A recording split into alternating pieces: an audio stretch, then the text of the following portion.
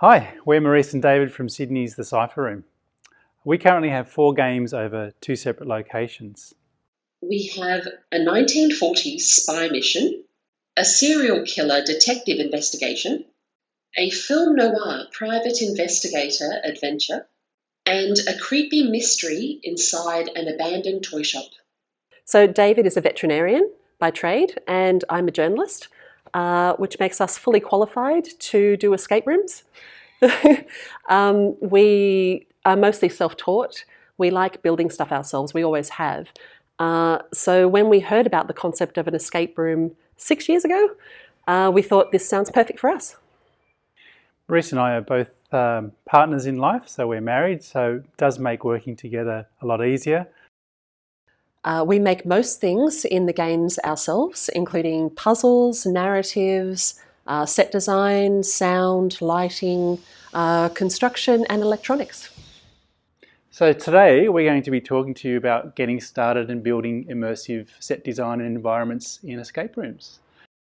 We do enjoy the process of building, and we thought we'd try and share some of what we've learnt and the way we do things with you.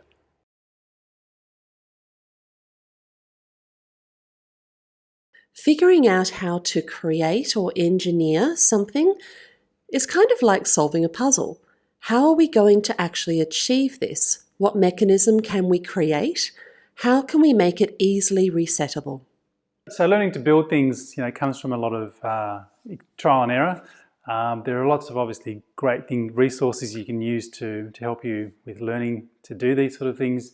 There are some great YouTube videos out there, for example, but obviously you've got to sift through what's good and what's not so good.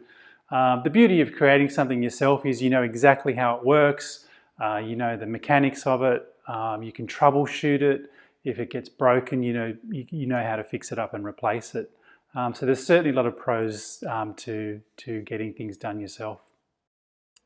We do love to build things and to make things. And a really nice bit of feedback that we get from our players is that they seem to like the fact that a lot of attention to detail is in our games because they are bespoke and handmade. So instead of outsourcing anything to, say, carpenters or painters or wallpaper hangers, if you do it yourself, you do save a lot of money. One of the challenges about doing a black and white game is that we didn't want it to look boring, just everything being black and white and grey. So we were trying to think of ways to add texture into the game. Now, one of those was a cross-stitch. So I love doing cross-stitch, and I always wanted to do a puzzle that would be made out of a cross-stitch. And so it was kind of perfect to put it in our film noir game. As you can see here it is. It's quite large. It took several months to do, but I'm really happy with the way it turned out. Years ago, I taught myself Photoshop and really enjoy making all the graphics inside the games. I also really enjoy sewing, so have used that to create various puzzles. We really encourage people to try and do things themselves. Aside from the fact that it's lots of fun, you do get new skills, like, for example, editing videos like the one that you're watching right now.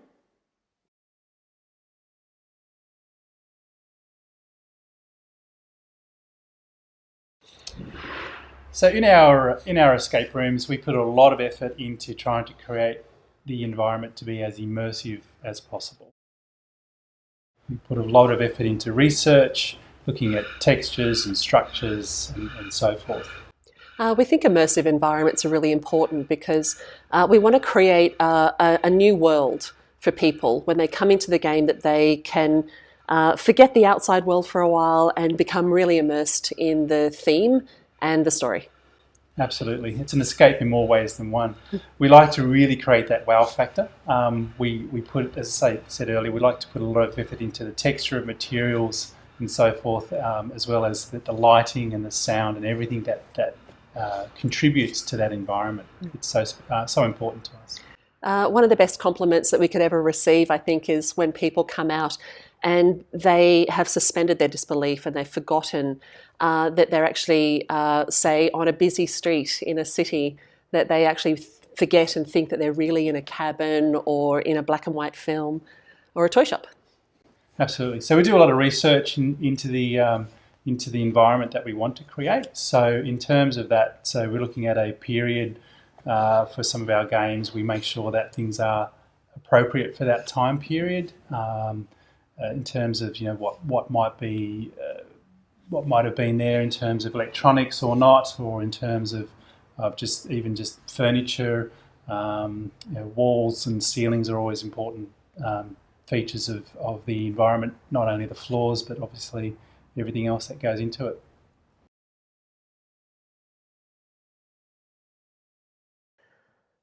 A great place to start your escape room set design is to research.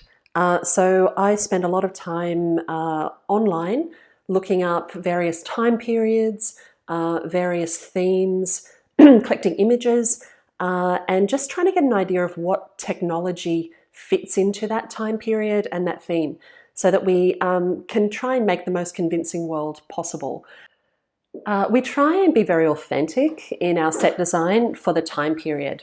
So these little attention to detail elements we find really important. We don't know if anyone else notices them, but for us it really helps to create a really convincing world. For example, in a game like this where we want it to be like 1940s, 1950s, any visible screws that we have in the game, we make hexagonal or slotted screws, just because Phillips screws weren't really in common usage then. So again, it's something that maybe not a lot of people notice, but it just for us helps us to reinforce the time period. So I'm standing in our haunted toy shop game called Mr. Pepper's Toy Shop. I did a lot of research about what would be in an old toy shop. I found a whole bunch of really spooky, creepy toys that would really fit well into this game. Also things like this beautiful cash register that fits the theme. Going to research in antique shops is awesome because you can get inspiration, not just in terms of the set design, but a lot of the things that we buy, the props, really inform puzzles. So we can actually bring something home, look at it and go, how can we make a puzzle out of this awesome old thing that we found? And that's what we do a lot of. So I highly recommend going to antique shops and just searching, looking for anything that might be an interesting prop in your game. So at the moment I'm standing in the first game that we ever created. It's called Espionage, and it's a 1940s spy adventure. Now I wanted to make this game have a female protagonist. So we have Agent M, who is a spy in the 1940s. And I did a lot of research about female spies and what they did during the war, in particular Nancy Wake, who was raised in Australia, moved to Paris. She's this amazing woman who I really admire. So I read a lot about what female spies did during the war. For example, they used to hide messages in their makeup compacts. So we have a puzzle that's sort of very highly influenced by that. Also hiding things in shoe heels, like microfilm and things like that. So research really helped to inform puzzles in the game, as well as the decor that we wanted. We research a lot about our games, and when I am researching, I collect a lot of photographs, some videos, I read books, look up things like wallpaper that might suit that time period, all of these different things, and I like to put them together into a style guidebook. And that's a reference that I can have, and I can show David what I have in mind. He can add to it what he thinks about, certain puzzles, how they might work or look.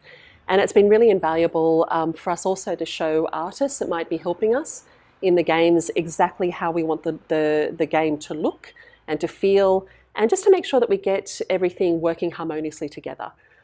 So we use an actual book, and you can, I suppose, use Pinterest We find that having a physical reference like a book, a style guide, is sometimes really helpful compared to having just something online, because you've got it available all the time. You can flick through the pages, you can share it with artists, as Marise was saying.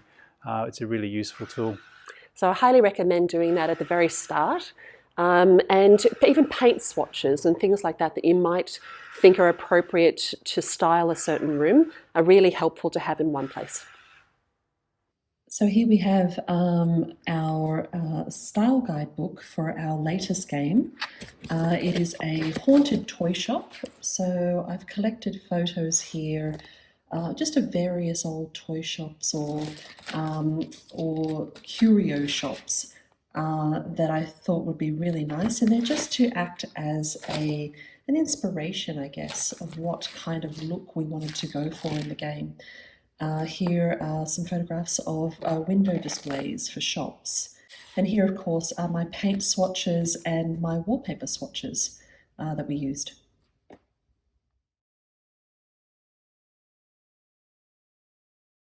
Yeah, so one of the elements we love about escape rooms is when we walk into the escape room, we don't want it necessarily to look like it's a puzzle room. We certainly love puzzles that are tactile and mechanical, things that people have to do. Really adds to something, I think, an element to the puzzle itself and to the game. We like to keep with the period. So, for example, in this room, we wouldn't say have an iPad on the wall. That might not fit with a 1950s film noir film. Further to our discussion earlier about textures, we know these are real bricks, for example, that we've utilised in this area. So you can't see that necessarily there's a puzzle or something's going to happen or in this. So we like hidden compartments, and we certainly like the element of surprise, like this. Because we make vintage games, we always try to hide any tech in the game. One big part about this is to hide any exposed wires. Not only is it safer, but it looks a lot more professional. One thing David and I really like to experiment with is to try and expand the four walls of the game. By this I mean building rooms or compartments into the floor, the ceiling, and sometimes even in another room completely. It really helps to make the world of the game feel bigger. We love having little secret compartments and surprises in the game, things that might open and be unexpected. Unfortunately, we cannot show them in this video, but there might be one in this shot here. So at the moment I'm standing in the Marlowe Hotel's reception area. Now we really wanted it to look as real as possible, not an obvious puzzle room when people come in. And we wanted it to look like a real 1950s or 1940s reception in the hotel as best we could. So what we've done is we've built quite a few puzzles into the set here that aren't immediately obvious when you walk in. For example, we have these lovely, very iconic film noir Venetian blinds that are actually a puzzle. I won't spoil that. And also some bells here, and a beautiful reception desk that we made that is actually a puzzle, but is not obviously so when you first walk in.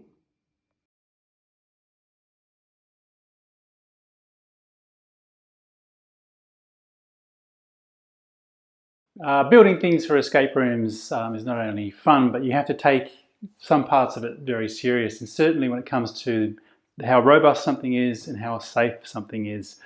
All parts of the build need to be considered in terms of their safety. If people can break things as well, which they tend to try and do a lot, we make sure that things are very solid in that respect with the build. I work on the principles of 3 R's. It has to be robust, it has to be resettable, and it needs to be repeatable. So it's no good just making something that's it's easily to break and then you can't reset it. So here's a puzzle that we're just trying to problem solve now. We've got this old door that we want to incorporate in as a puzzle, and we want to put something behind it that we need to access, you know, for the game masters to reset and so forth. So we've come up with an idea of not having the door open traditionally this way, because we want to put a fake door gem around it. We're going to have the door tilt this way, but only for something that we can access. So it's just for the game masters and us to access behind the door. And so I'll build in a hidden mechanism and I'll hinge the door from the bottom, and this way it will enable the door to tilt forward. It'll have a little rope or chain behind it, just to stop it from going too far forward. But it will give us ample room behind the door so we can access it. The trick will be to try and make the door look like it's actually fitting inside a real jam. And because this is an entrance door, of course an entrance door would normally open inwards. So I'm just going to put some tiny bit of beading on the inside of this, or technically on the outside of this door, but on the edge of this door. So, and that beading will come away with the door, away from the actual door jamb. Again, just to sort of give the impression that the door is an inward opening door, and should hopefully also, you know, give it a bit more of a realistic appearance. Sometimes you do have to murder your darlings though. You might have these amazing ideas to create an amazing puzzle. One of our examples was we wanted to have some clowns on a tightrope going through in our new toy shop game, coming down the middle of the room. We just came across so many difficulties associated with not only just setting it off, but the safety of it and the resetting of it was always going to be a challenge. And unfortunately, in the end, we had to put a different puzzle in place with those two fellows in mind, and we actually just put them together somewhere else in the room, and they just now look over you looking all creepy. And that's, yeah, and that's okay. It's all trial and error. You know, we try and, you know, we try some things, they work, and unfortunately some things just don't.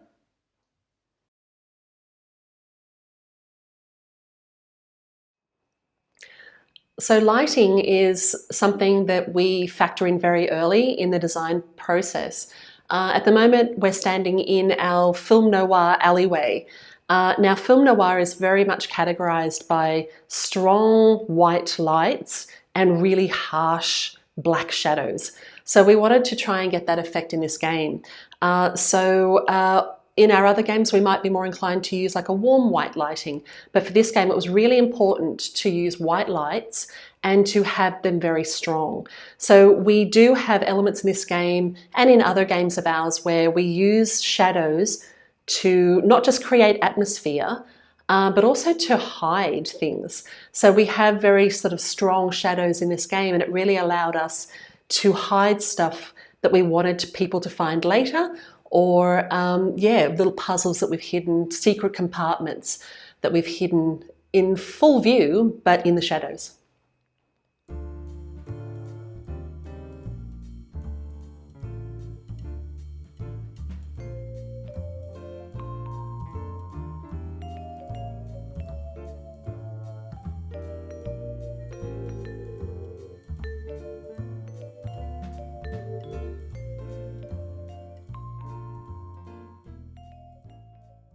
We really place a lot of emphasis on lighting. We really like the atmosphere it creates and how much it adds to the environment.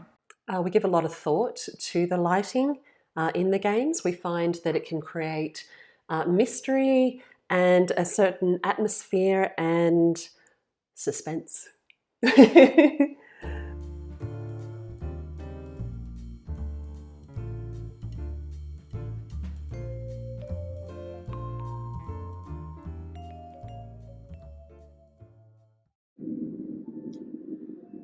We really love the atmosphere that lamps give in a room, and also uplighting can be really effective in making things look very menacing.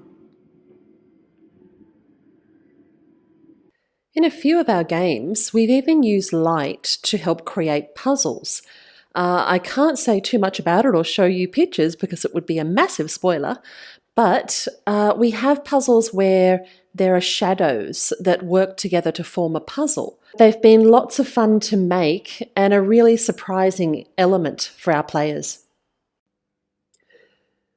We strongly suggest that people get lighting sorted before the final artistic effects in the room are put in place, because things look very different under different light conditions.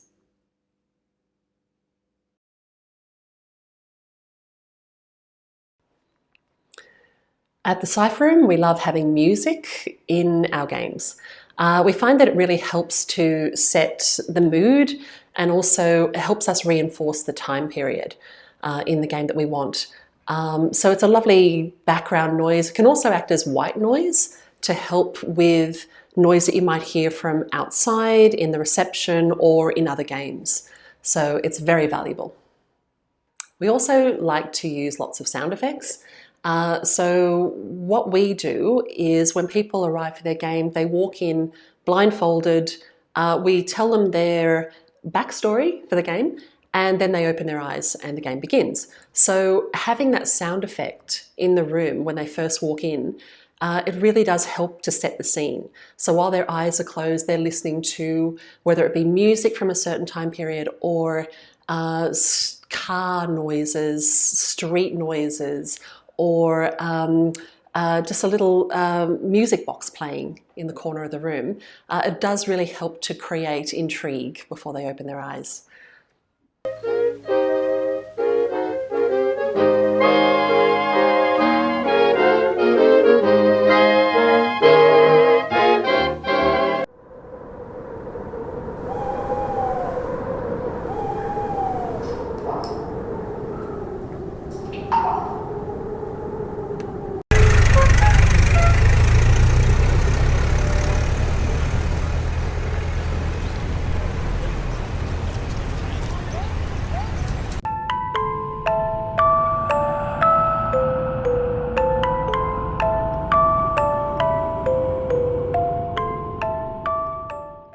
Sound is also really fun in escape rooms to be used for puzzles. So we have a particular puzzle here where we isolate the sound and only one person in the room can hear a clue at a particular time. I hope this isn't giving anything too much away, but it's really fun to play with that experience of puzzles being sound related.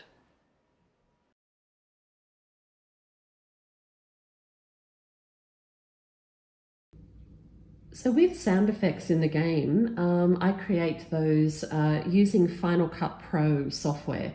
The reason I use Final Cut Pro is because I know it quite well by now, and sometimes there's things in the game that we need to line up with the sounds. So what I'll do is I will film whatever happens in the game and then import it into Final Cut Pro, and then I can work on the sound to coordinate and line up with whatever we're doing in the game. So it's really fun. Get on websites. There's various ones you can find certain sound effects or even make your own. And then it's really fun to layer them. You'll see that's what I've done here in Final Cut Pro. And then you can play with the volumes and the various sound effects. And I've just got a message. That's hilarious. Then you can put them all together to create something like this.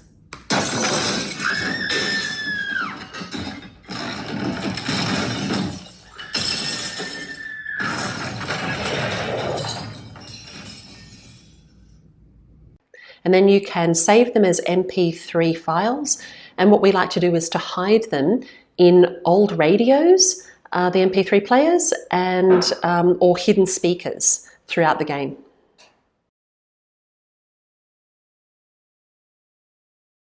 We're big believers in using real materials where we can. So, for example, here we've got our lovely old rusty corrugated iron here for our walls, and we've used an actual timber, real timber window frame here as well. You just have to make sure, of course, that all these areas are safe. There's no sharp edges. So I've gone, meticulously gone around to all these spaces and filed or sanded back all these sharp edges. even reverse punch some of the nail holes so they're not sticking out, things like that. So safety is obviously a big concern when you're using these materials, but certainly the feel you get, just it's cold to touch, the appearance, I think it's it really helps add to the immersion of the game.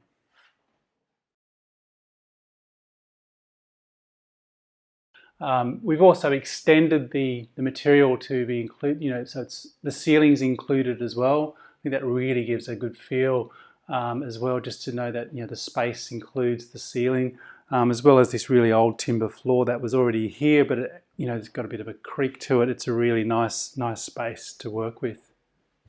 Other areas of our build we've utilised actual cobblestones, for example, for flooring. We've used other types of other recycled timber paneling for walls and so forth as well, where we can and where it's appropriate and where it's safe to do so, making sure, of course, that everything is fire safe as well. One of the advantages, of course, of this sort of material in an escape room is that people do want to touch and feel. It's different to, say, a set design in a theatre space or so forth, where it's often not designed or constructed to be touched and felt. This has to be robust. This is solid iron material here. So when we decided to start building escape rooms, we definitely decided that we wanted a lot of rust and corrosion in the games. One of my favourite computer games of all time is Riven. And I remember reading a quote that Richard van der Wende, who was the creative director, I believe, for Riven, said. It was in a Wired article, and I'm going to read it so I get it right. He said, "I like a lot of corrosion. I like the colour. I like the feel. It's a great harmonizer. It makes everything more accessible." And I remember when I read that years ago, I just loved it because it's so true. And so with our games, when we want to do an aged room or abandoned room, it's really important that we get that on the walls. And if you're lucky to have a place near you that sells recycled or repurposed building materials, we highly recommend checking it out.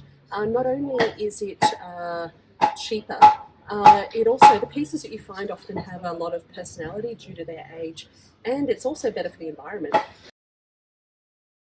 Yeah, sometimes you can find the most amazing things that people throw out. This is a cast iron old style grill, which I think will find a good home in our new game.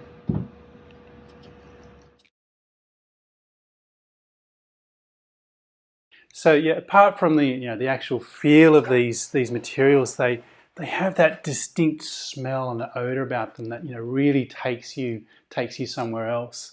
A lot of this material, of course, is all recycled and repurposed material. So we've sourced this for use specifically in here, but it's obviously old building material. Smell can trigger strong memories and be a powerful tool for creating a believable set. Because of the materials we use, there is an inherent scent that naturally forms in our rooms. Whether it be old pieces of wood, rusted chains, corrugated iron, old furniture and props, they each have a lovely and distinctive scent that instantly transports you into that world. It's a subtle device that really works. So I'm standing in the alleyway of our film noir game.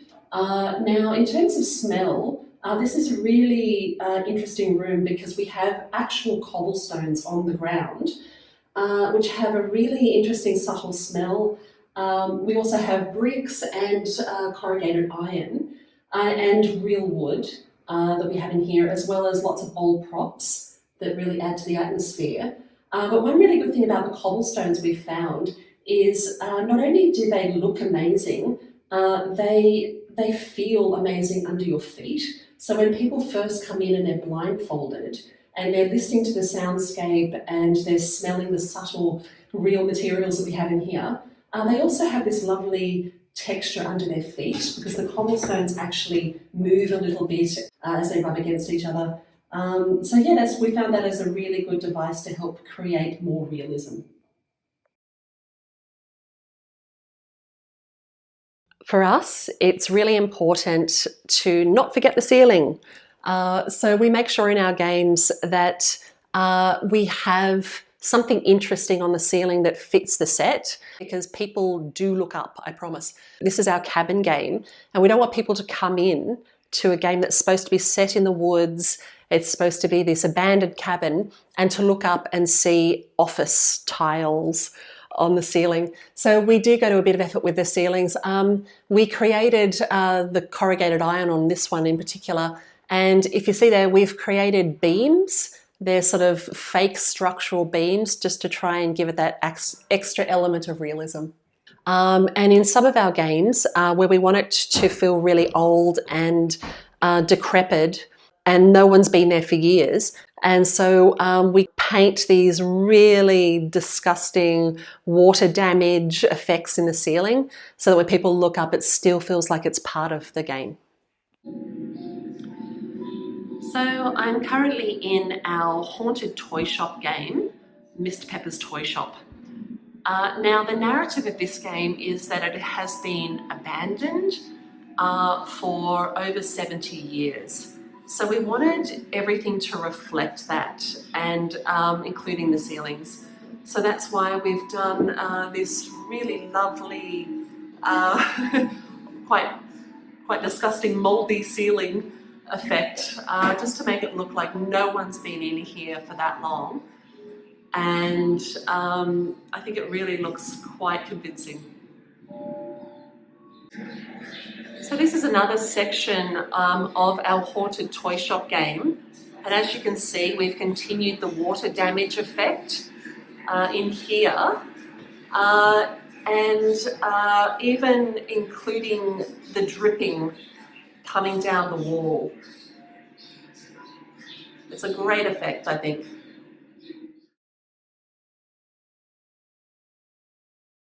Also, we love wallpaper. We love the interest and the depth it gives to a room. And this beautiful wallpaper behind us is in our 1940s escape room. We just love that it feels period appropriate, and it's really beautiful. And to be perfectly honest, it is an absolute pain to put up. Obviously, you have to painstakingly make sure the seams line up and that the glue doesn't get everywhere, which is really tricky. But the end result is totally worth it. So at the moment, I'm sitting in our film noir game called the Marlowe Hotel. For this game, we wanted people to feel like they were walking into a black and white film. So this was an interesting design process for us, because we wanted it to look like everything in the room had been drained of colour.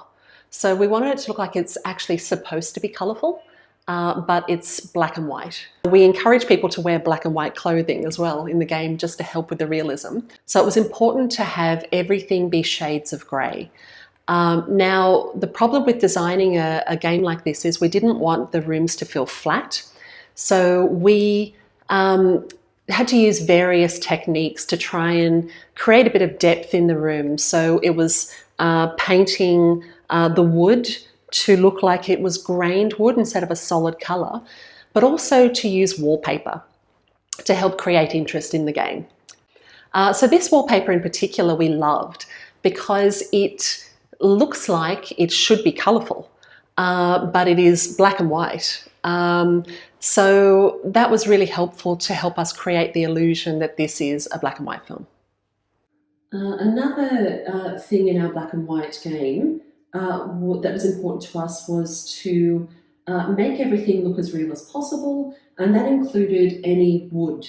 So we didn't want to just paint all of the wood a solid grey colour. We wanted it to look like it was real wood. It should be brown, but that the colour has been taken out of it. All of that brown has been taken out, and it is black and white. So what we did, this is the bar, and we spent a lot of time thinking about how we were going to do this. We wanted the wood to look real, so we painted a base colour, and then some artist friends of ours who are really talented came in and painted over it to make it look like it was real wood. And as you can see, the result is really beautiful. And I'll just point out that these sections down the bottom here, in our commitment to recycling, these were actually a part of the original building that we're in at the moment that we had, and we decided to repurpose them to help make this beautiful bar.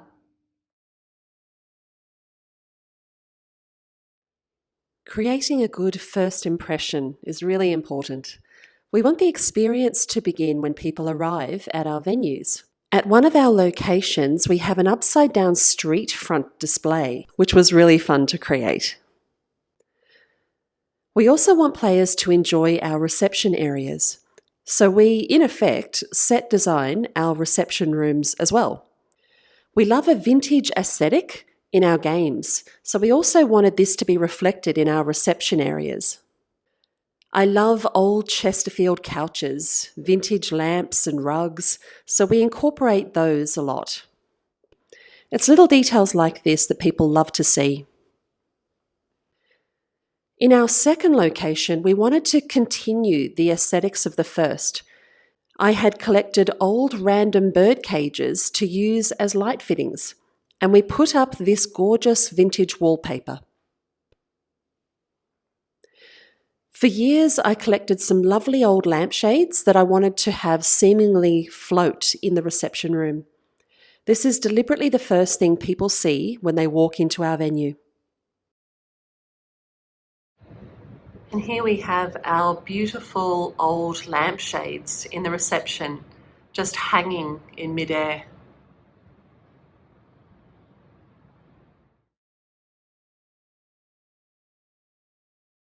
So in terms of safety, we always want to make sure everything is structurally sound. So if needed, we will call upon the appropriate people to come and have a look at what we've done and make sure that everything is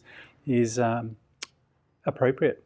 There was one element of our game where we knew that we needed to really get some help from some artists. It was just an area that both Marise and I felt that we could certainly call upon the expertise there. So we knew what we wanted, so we did have certainly some help there to get it created. So yeah, you shouldn't be afraid to ask for outsource and ask for help outside.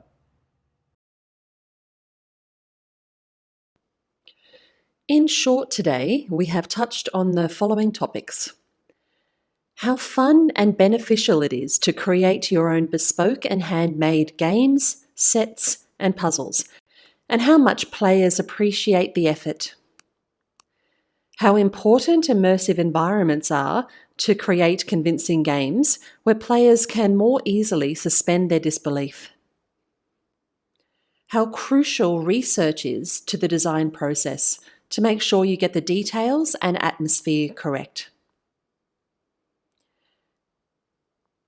How having a dedicated style guide book can help solidify and focus your design ideas, all while being easy to share with others.